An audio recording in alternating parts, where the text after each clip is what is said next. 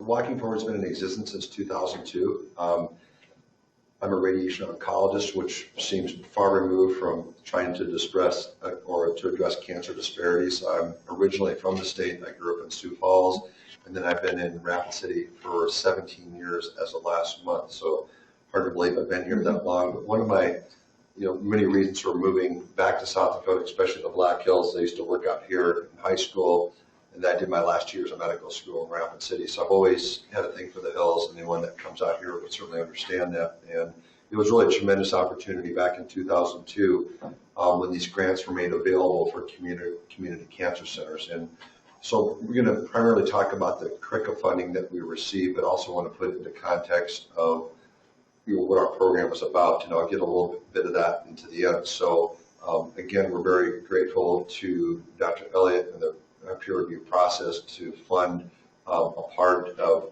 what our program has been doing. And so this is the first time I've actually spoken on CRCAIH, so I might be a little bit rusty on this, so just hang in there with me. But the overarching goal of Walking Forward really is to get that's a good picture off, is really to help address cancer disparities in this region. So Walking Forward is housed at Rapid City Regional Hospital.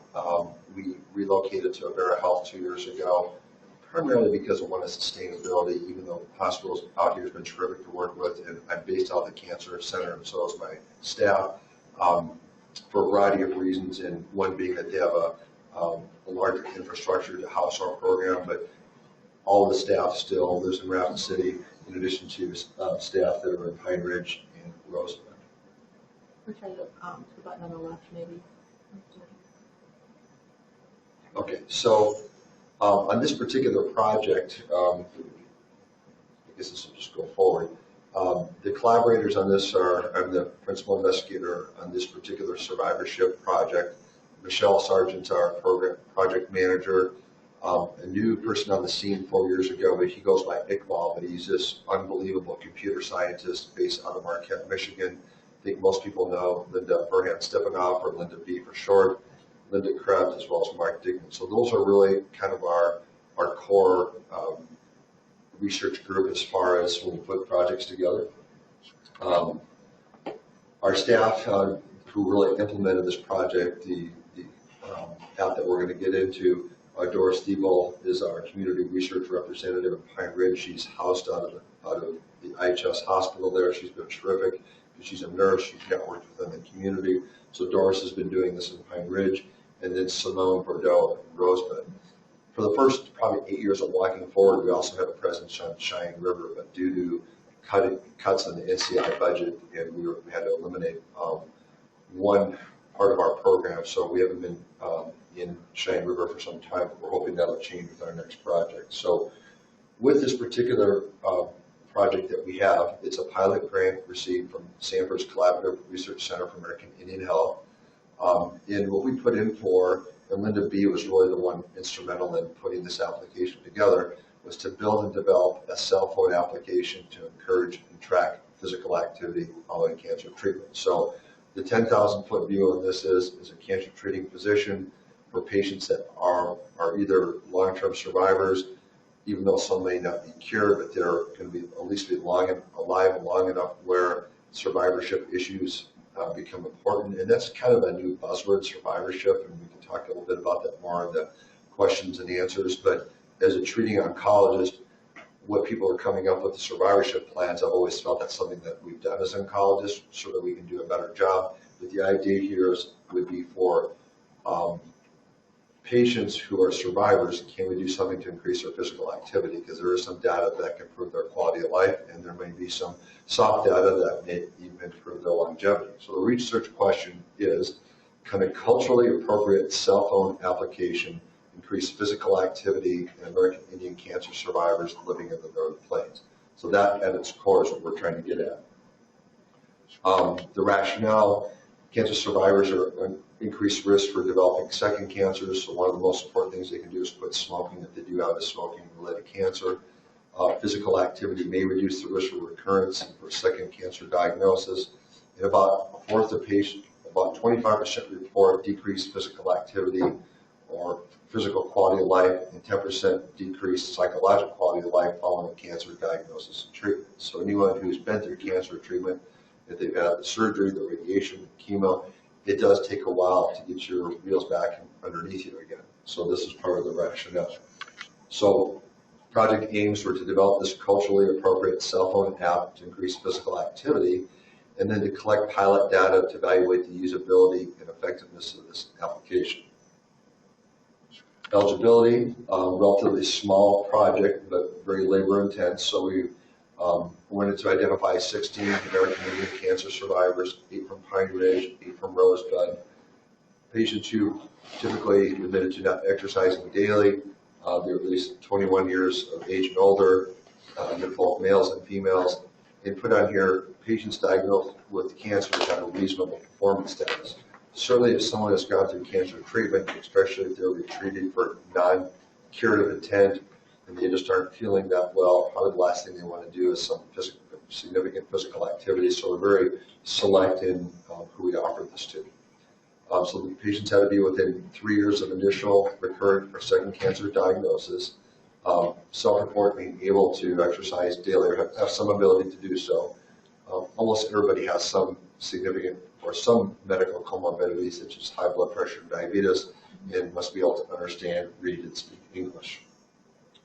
Study populations, we started out with the Community Advisory Committee, who were long-term American Indian survivors from both Pine Ridge and Rosebud. We went through usability test groups to, especially for long-term cancer survivors, to see if this would be something that could be acceptable to the population. And again, 8 from Pine Ridge and 8 from Rosebud. We did concentrate on the Rapid City population on this one. So getting into the nuts and bolts of this. So the cell phone app included a pedometer, mHealth text messages, and video messages that were customized to the participant. Patients had an e-journal. Then they filled out what's called this SDS, or System Distress Score, and it was taken at baseline, bi-weekly, and up for and as long as a 12-week intervention. They also had a resistant band, so whoever's done like TRX, who works out, you know what the TRX system is. So it's kind of a much simpler system than that, but we wanted something that they could take home. They didn't have to go to a gym to do this, so you'll see the resistance bands. We had a trainer that helped them with this, that put together a physical activity program, and then all the equipment instructions were provided by the study staff and helped them to get this up and running. So at the initial visit, our staff, mainly Doris and Simone, went through the purpose of the study. Now, a big part of this is just finding participants, and you think 16 people will be easy to recruit, but actually they, probably approached, I'm guessing over 100 patients, and these all had to be cancer survivors. And so you can imagine 100 cancer patients, not everyone's going to be receptive to doing this, and they may not be eligible. I think I went to the video way back, but this goes through at the initial visit. That's where the consent form was signed, and then they would meet with the study participants at weeks 2, 4, 6, 8, and 10.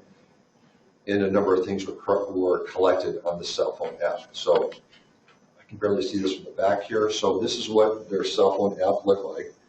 There was 6 keys, 6 areas that they can log into, and I'm going to go through a few of these. Almost wish one of my staff was giving this because they're the ones that implemented it. This is an example of the version of the daily journal from the pilot, and then users were able to update the physical activity in minutes for each day. So it really tracked everything, and I'll show you what they did with that information and how they fed it back to the participants. So this is kind of give you an idea what the screens look like on their cell phones. And everyone did receive a cell phone as part of the study. The intervention on their daily e-journal, some example of some of the draft language. For example, today, overall spirituality, I feel 1 through 6. So we're kind of getting an idea. This is, kind of some of the softer measures we were collecting, but wanted to get an idea of their well-being, not only physical, but emotional and spiritual. Again, this is a small slide, and I have to look at the computer here. Make sure you can hear me on this fancy microphone. But on the e-journal, you probably can't read that where you're at, but this particular question asks, were you able to do everything today you wanted to do were you able to do everything you wanted to do health-wise today? There's yes, no, you can see the options there, and then they would click on what activities they were involved with. And again, if you go back to the whole purpose of this, it was really to test the cell phone app. It really wasn't to determine does intervention A improve quality of life for parameters A, B, and C. So again, that's the intent. So this is similar to a Likert scale. So in the weekly journal, there were new sets of questions with answer intensities from 1 to 5. And if it was a really positive thing, it was 5 stars. So we tried to do this, and a lot of this was based upon focus groups who wanted something that would be interactive and easy to use.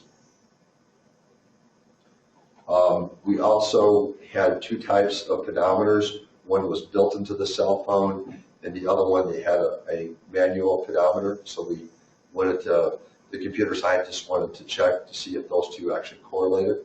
Okay. I think, from what I understand from my staff, the cell phone tended to over-document activity. Unlike the Fitbit, it seems like Fitbit it's like, geez, that's all I did today. I did a lot more. So the cell phone was really was quite sensitive. The guy who developed this app probably has developed some of the apps on your phone. So for example, he has an app, it's already out, where when you get your cell phone and maybe it's not quite ready for prime time, but it will assess how you walk. And if someone takes your phone and walks off with it, the cell phone shuts down. So it's just crazy technology. So this Ubicom, we'll talk about a little bit, this is a group of computer scientists based out of Marquette. So they're really, the ones that did the heavy lifting on this are our community staff and the folks in Marquette that really designed this app. This is just an example of, they could see each day what was their step count, both from the cell phone as well as from the manual counter. So going back to the first page that participants would see, this is actually a video. These are I call them silly bands, they're stretch bands, but this is what they would base their physical activity off. And this is one of our staff, Kristen Cena, who's in that 1970s flash dance thing, whatever she was wearing. I've teased her about that. And this is actually her sister, who's a trainer. And it turns out that she now trains where I work out every day. So like, I'm really intimidated when I work out next to her sister. My goodness. But anyway, so there was a lot of thought that went into the type of physical activity. We didn't want it too strenuous, but we wanted at least have enough physical exertion where it had some meaning, so they could click on the video to see how to use their stretch bands. The interesting thing, part of this, and we've done this for our smoking cessation project, is that we wanted participants to receive customized text messages, and the messages were either in a video format, text, or both, and we could customize them based on what the participant, I hate to say patient, well, they are patients, I guess, because they're cancer survivors, but they were anywhere from 1 to 5 text messages a day that would encourage them to keep maintaining their level of physical activity. So you think about this, you have participants in Pine Ridge and Rosebud, this Ubicom massive computer out from Marquette, Michigan, or Wisconsin, is sending these messages to our participants. So the fact that this thing actually would work, and this is the second iteration of this because we've done something similar in a smoking cessation program, so that's something that we just have heard from feedback that was a positive thing. So when our staff meets with the participants at the first visit, they have this app on their iPad. This is where they go over the enrollment, eligibility, the consent, they go through physical activity questions, and so that information that our community staff would collect also went to Marquette to collect all this data. This is all safeguarded. There's no issues with anyone intercepting it. I guess you could say it's HIPAA compliant. Sample screens that I can barely see here, but this is just what our staff would do with each participant. So these were a fair number of interventions going every other week up to 12 weeks. So this is the system flow. So everything's iPhone, iCloud, iThis, but so this is how it worked between on this panel here. If I can point some of this out, you have the survey, you have our surveyor, our community staff working with the participant.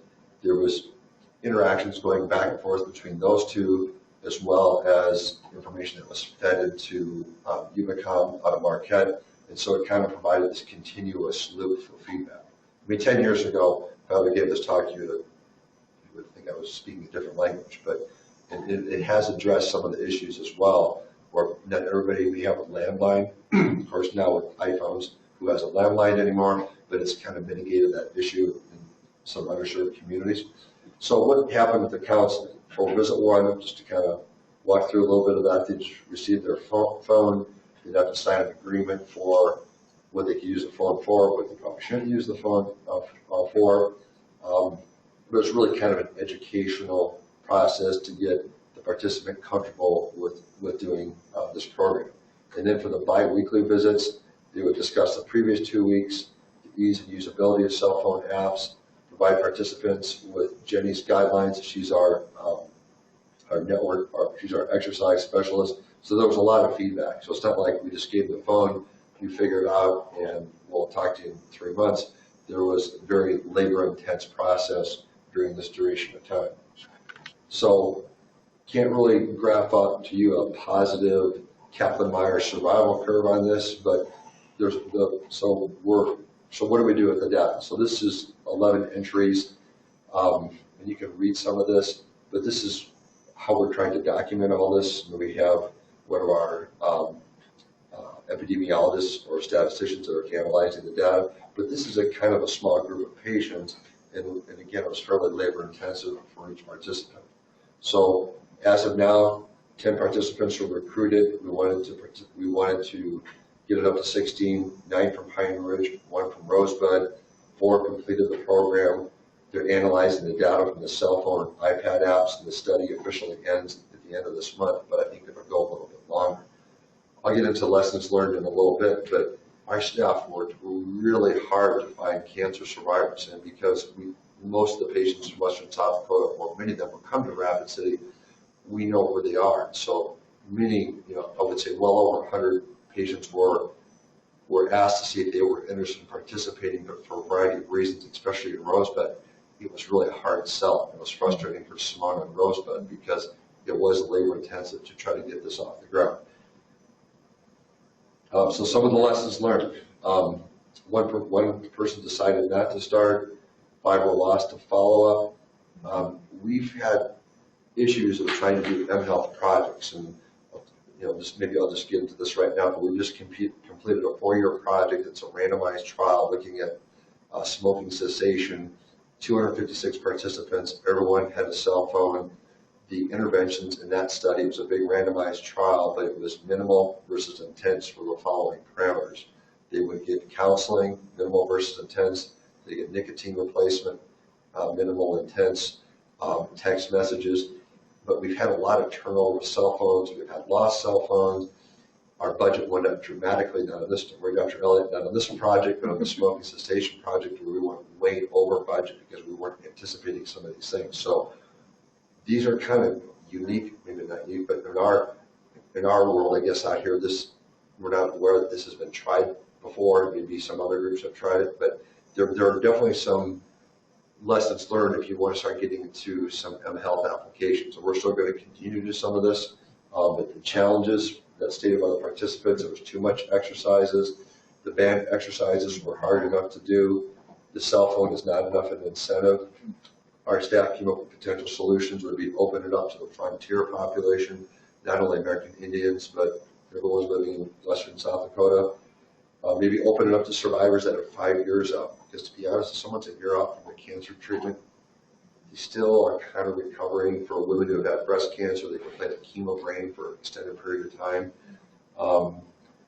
Follow-ups maybe by phone instead of in person. Maybe it was asking too much of the participants to meet with our staff every 2 weeks. And you look at this on the surface, and it's like, well, gee, it looks like you've recruited 11 patients to the study with this funding. What have you learned? What have you accomplished? We're not going to say at the end of the day that we've come up with a cure for cancer. That wasn't the idea of this application, but the whole idea was to try to develop a cell phone app that may be useful, and I think we did succeed in that perspective. But for the individual participants, we don't have the final data generated yet. But the other thing they said as well, maybe lighter exercise. I'm sure most of you have been down to Pine Ridge, but I'm always surprised when I look at that beautiful walking path that goes through the city and out the country. Maybe we try to use simpler things. So we'll give you another update. I've got some other things to go through, 2 other projects, then just give you a brief view of where we're going next, because now in year 14 of walking forward, and we keep evolving, but I want to go through a couple of projects. So one is we received, this is just to carry over money from our Walking Forward 2 program, but the clinical conundrum that I see as a treating radiation oncologist is most of the Native women that we see that come into the clinic who have cervical cancer have very advanced disease. And it is a cancer that's potentially preventable, although you have to have 3 vaccines to do this. We can talk more about that. But so I asked the staff, well, what else do you want to tackle? What do you want to look at? And again, engaging our staff in Rosebud and in Pine Ridge. So one was, let's look at some cervical cancer issues. So what we did, and this all went through the IRB approval, and we had focus groups, but we did educational workshops in the community on the role of HPV and cervical cancer training. So women had to be 18 or older. I had a couple guys that wanted to participate. We said, sorry, not eligible for this one. We wanted to provide education about HPV and cervical cancer screening. A lot of what researchers do in Native communities are the surveys. I know people get tired of that, but it's one way that you collect data to see is your educational intervention having any value.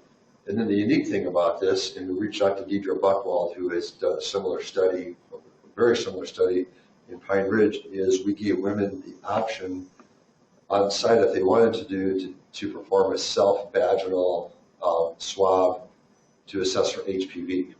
And so that was a little bit controversial. I had to get through a lot of IRBs to see. And so some patients, if they did do this, the incentive was $75. They had $25 for the survey, and they received $50 if they wanted to do the HPV analysis. So what's this all about? So our experience when we talk, not me personally, but we talk to patients, is that they oftentimes don't want to get a pelvic exam. Sometimes it's a male provider. So us female, probably patients like it better, but it is what it is. Sometimes they know providers, so that can be embarrassing. So there are studies that have come out of India and other countries that you can assess for cervical cancer by a woman performing a self-vaginal assessment. So we had these kits donated from Eve Medical in Canada, and so we gave the participants the option to do this, and then we sent these were all coded and they were confidential, but the specimens were sent to University of Washington in Seattle, where the HPV was analyzed to see if they had a high-risk strain. If they did have a high-risk strain, all participants were given the results, and they were encouraged to see the provider if they did have a high-risk strain. So on one hand, so the whole goal of this is to try to tackle the issue, why are we seeing, and it's not a lot of cervical cancer, but we do see our women that have very advanced stages of disease, so we're trying to break into that a little bit, see what we can do. And this is based only in Rapid City, because Deidre Buchwald did this in Pine Ridge and was able to collect 700 samples, which is phenomenal. So we had 98 participants. When they looked at the survey data, I'm just giving you the screen, the quick results here. And we're going to, this is being written up right now. They had a hazard ratio of 5. What does that mean? They were 5 times more likely to get the correct response after that educational survey. Of course, it might be like asking med students the same test 6 months later, probably forget everything. But anyway, that's what we do.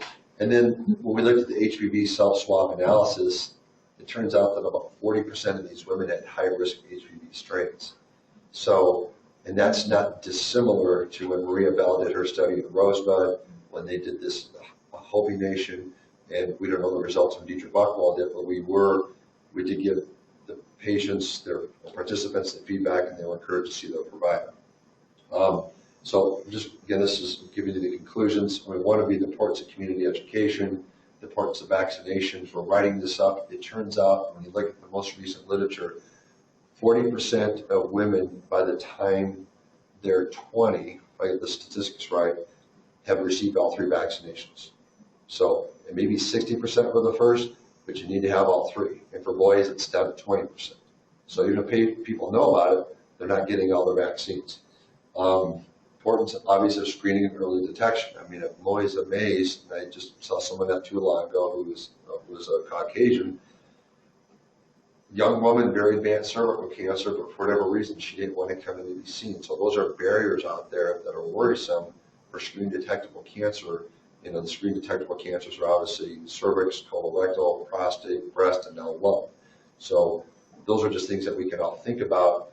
what are things that we can do in the community to get patients seen earlier.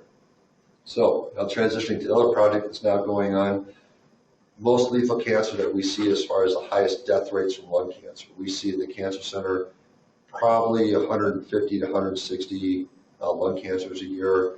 15% of those folks are American Indian, and like the statistics elsewhere, most people come in are stage 3 and 4 disease.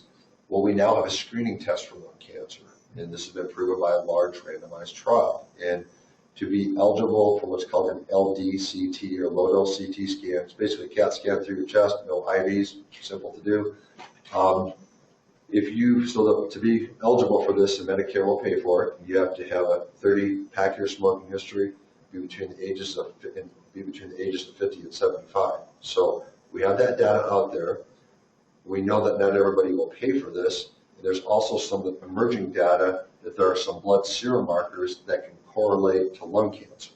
And so our current pilot project that we're doing is we're correlating these serum markers, DAS, and a variety of other compounds can't even pronounce, to see if there's a correlation between lung cancer nodule or more advanced stages of disease and these serum markers. So the idea is, rather than getting a CT scan, you can get a blood test. So that's all hypothesis generating, but we are trying to get this project complete in the next couple of months. And we're also looking at another part of this study. This is all went through the IRBs to see, is there a unique genomic profile for American Indian cancer patients that have had lung cancer. Now, if you're familiar with the lung cancer literature, they're looking at alpha mutations, EGFR, LOS1. It sounds like I'm speaking psychobabble, that's okay.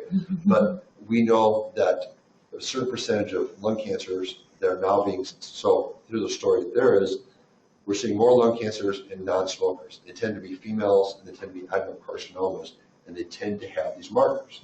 No one has looked at the American Indian population to see if they have these markers, because if they do have these markers in their tumor, they can receive these very targeted agents that have better outcomes. So that's kind of the premise. In fact, we put a huge project in 4 years ago that wasn't funded before everybody knew about this, not because I'm so smart, but my collaborators are, and didn't get funded, so now we're kind of going back. So the idea in this study is we're trying to generate this preliminary data, so this is up and running right now. So anyone's listening that has someone who wants to participate in this trial, basically it is you get a CT scan, receive a CT scan, and get a blood draw. Then we're looking at this in 40 newly diagnosed non-small cell lung patients, and then we are looking at tumor blocks for natives who have passed away from lung cancer to get an idea, is there a specific marker that can help the next generation of lung cancer patients. So I know I'm going through this kind of quickly. All right, just don't want you to think we're sitting on our laurels not doing anything, okay? So the big idea now is we're done with phase 3 of walking forward. Phase 1 and 2 are based on patient navigation, access to clinical trials, a genomic study we extended that for 10 years. The third phase was this smoking cessation project that's going to be done at the end of this year. Where do we go next? So I've been very nervous about what are we going to be putting in for another NIH grant. And the unfortunate dilemma is the funding rate for investigators is 6% when you put in for your grant. So for Dr. Elliott, who is seasoned, it doesn't mean you're old, some of you are, your rate's much higher, but it is a competitively brutal world out there right now. So what we want to do is, and this is just going to give you a snapshot, this is evolving, but we want to put in for a large project, and the title is Improving Lung Health of the Frontier Population of Northern Plains. We're still debating if we're going to do American Indians only, or if we're going to also bring in some non-native folks. But there's 3 projects. One is we want to implement a tool that can be used, and my kids use that for a different phrase, so just bad humor. So a tool that you would use on the web that would help providers and patients think through smoking, prevention of smoking initiation, smoking cessation, and this is kind of a long, we've been batting this back and forth with investigators for the last year, for the last few months, but really we're trying to get into the younger population to prevent them from starting smoking or chewing. And then phase 2 is going to be what we do in this pilot study, if we can get the pilot data, to look at lung cancer screening. So we think of the continuum. So on one hand, you've got kids in middle school, all right? We don't want you to start using tobacco, at least We don't want you to use non-ceremonial tobacco. There are some markers out there that can look at you are more prone to nicotine addiction if you actually have this particular marker. We would have an educational component to potentially help those kids prevent them from starting smoking. Then you look in the 20 to 30-year-olds, either at that point they're smoking or not. If they are smoking, we would help them to quit smoking with some of the lessons learned from mHealth, those apps. Maybe we use the app from the CRCAIH grant. All this stuff starts to come together. And then the third phase of this would be to have targeted trials for lung cancer patients, similar to what Avera is doing for the ovarian population. And so what this looks like is you come in and Sanford's doing the same thing. You take a chunk of the tumor, you send it off to see what is its molecular profile, and then the clinical trial would be we would take native and non-native patients. Everybody get the standard of care, then the other group gets standard of care plus targeted agents. So we think it's kind of an exciting study, and as a brachytherapist, I'm kind of coming full circle here. I'm a radiation oncologist. I do a lot of internal radiation for prostate cancer, breast, cervix. The reality is we don't see that many cervical cancer patients. So our staff really wanted to look at a cancer problem that's common, and it's lung cancer. There's all sorts of cancers. We're going to be trying to help everyone, but we're hoping that there might be enough horsepower behind this project once we get everything in line and put a competitive package together, whether it's one big project or 3 separate ones, so we can continue the program. And we have yes. So this is the rest of our staff. Michelle Sargent, Jenny Liebernight, she's our new kind of grants writer. Mary Stein, Chris Williams, Amy Boylan works in the genomics.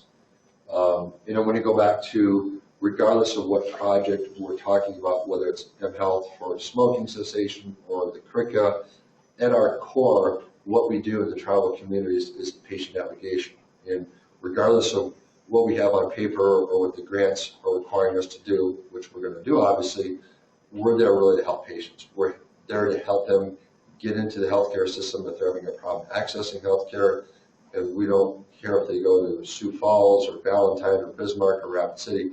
We want patients getting in earlier when they're having symptoms. So our vision, hoping to always be this way, is to improve the quality of life for American Indian cancer patients from early detection, successful treatments, and survivorship, including end-of-life care. That's another big gaping hole in the tribal communities. We don't have hospice.